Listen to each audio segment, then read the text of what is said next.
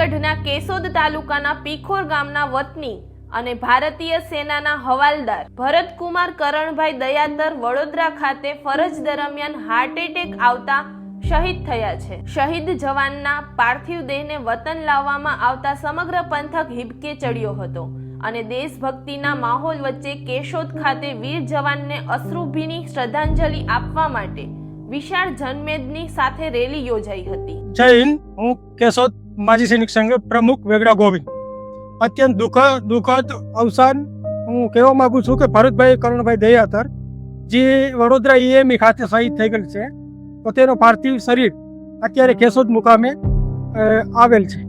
તો તમામ કેશોદની જનતા, માજી સૈનિક સંગઠન, ગુજરાત માજી સૈનિક, જૂનાગઢ માજી સૈનિક સંગઠન બધા જ્ઞાતિના સહભાગી થઈ અને એના પાર્થિવ દેહને અત્યારે અમે અંતિમ વિધિ માટે બધા એકત્રિત થયા છે.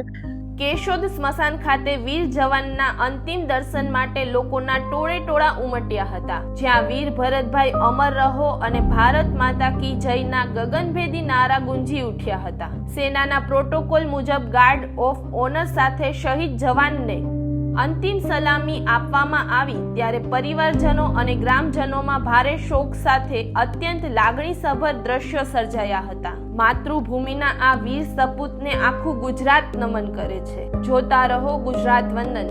ધન્યવાદ.